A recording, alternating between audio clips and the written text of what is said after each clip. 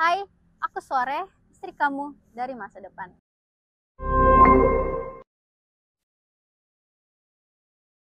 Apa jadinya jika seseorang dari masa depan tiba-tiba datang ke kehidupan kamu? Mungkin sebagian orang akan bingung, bahagia, atau penasaran. Apakah betul adanya? Yap, bagi kamu pencinta film, film Sore Istri dari Masa Depan merupakan salah satu film yang wajib kamu nonton pada tahun 2025. Disutradarai oleh Yandi Lawrence, film ini berhasil menarik perhatian publik karena awalnya film ini diangkat dari YouTube Tropicana Slim untuk mengingatkan kita tentang kesehatan. Namun film ini dikemas kembali menjadi film panjang dan ditayangkan di bioskop dan berhasil mencapai 2 juta penonton dalam 17 hari penayangan. Namun dengan segala pencapaiannya, bukan hal itu yang menyebabkan film ini membekas di pemikiran penonton. Film ini menceritakan tentang soal kehilangan, kebiasaan buruk, atau mungkin rasa cinta yang datang telat dan cepat. Nah, film ini sebenarnya banyak yang gak masuk akal sih di pemikiran penonton. Sebenarnya genre film ini adalah fiksi. Tapi, wait a minute, bagaimana kalau sebenarnya film ini masuk akal dan telah dibuktikan oleh teori-teori pengetahuan yang ada? So, mari kita bahas satu persatu di sini. Nah, mari kita bahas teori pertama, yaitu teori fisika. Sebenarnya sudah ada banyak film yang bahas tentang time travel. Semisal bagi pecinta Marvel nih, mungkin seperti Avengers atau Loki, dan contoh lain yang pernah hangat dibincangkan yaitu Interstellar. Nah, dalam teori relativitas milik Einstein, ada konsep yang dinamakan time dilation, yaitu ketika waktu bisa melambat jika kamu bergerak mendekati kecepatan cahaya.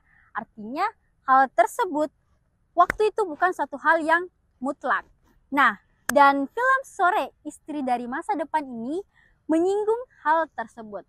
Dan pada bagian akhir film, kita akan dikejutkan dengan representasi cahaya aurora yang menandakan bahwa hal tersebut magis dan ada keterikatan antara waktu dan cahaya. Nah, selain itu, ada juga teori entanglement dalam fisika kuantum. Nah, teori tersebut menyebutkan bahwa dua partikel yang pernah terhubung akan tetap saling mempengaruhi meski terpisah oleh jarak dan waktu. Nah, begitu juga Sore dan Jonathan, ketika mereka bersentuhan, memorinya mereka tuh langsung saling menyala. Kalau untuk time travel saya secara pribadi kurang percaya. Karena kalau kita mau pikir secara logika, kalau kita ambil sebagai pengandaian, misal saya sebagai seorang time travel yang punya mesin waktu dan saya ingin kembali ke 1 menit yang lalu. Nah, ketika saya kembali ke 1 menit yang lalu, saya bunuh diriku yang 1 menit yang lalu. Nah, sehingga di situ muncul sebuah kebingungan, apakah sekarang saya sudah meninggal ataukah saya sekarang hidup sebagai diri saya yang baru, akan tetapi yang 1 menit lalu itu sudah meninggal. Jadi sebenarnya yang ada di dunia nyata itu adalah saya atau masa depan saya atau masa lalu saya. Nah, di situ sebenarnya letak membingungkannya time travel ini. Jadi sehingga dari alasan tersebut saya tidak terlalu percaya. Termasuk sama teori yang ada di film Sore. Lanjut kita bahas pada teori yang kedua, yaitu teori dari Fred. Nah, bagi Sobat Iden yang mungkin sekarang sedang mendalami ilmu psikologi, tentu akan familiar dengan teori yang satu ini. Karena ketika scene salaman antara Sore dan Jonathan, terdapat simbolisme yang bisa dikaitkan dengan teori Sigmund Freud tentang alam bawah sadar atau unconscious mind. Nah, mungkin kita akan sering melihat tentang scene yang sebelah tangan satu ini, yang memorinya mereka langsung Nah, momen ini bisa dibaca bukan hanya sebagai peristiwa fiksi ilmiah atau perjalanan waktu, tetapi sebagai simbol dari konfrontasi dengan bagian terdalam dari dirinya sendiri, yakni mengenai alam bawah sadar yang selama ini ditekan atau dihindari.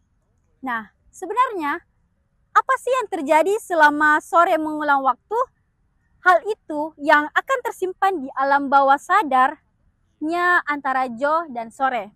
Nah, makanya ketika pertemuan Sore dan Joe di galeri pameran itu, mereka itu mampu mengingat apa yang selama ini mereka alami di setiap waktu keduanya. Sedikit spoiler ya, walaupun di akhir nanti itu mereka akan menjalaninya secara sendiri, tapi mereka akan mengingat apa yang sebenarnya sudah terjadi belakangan ini.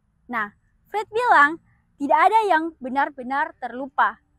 Baik itu ingatan atau luka yang ditekan bisa muncul baik dalam mimpi maupun dalam kondisi emosional tertentu.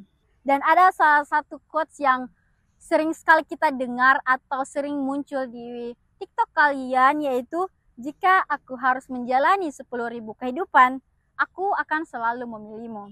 Nah, tentu dalam film ini ada banyak aspek yang mungkin masih banyak perlu kita bahas. Nah, jadi kalau satu hari nih ada seseorang tiba-tiba berdiri di sampingmu dan bilang,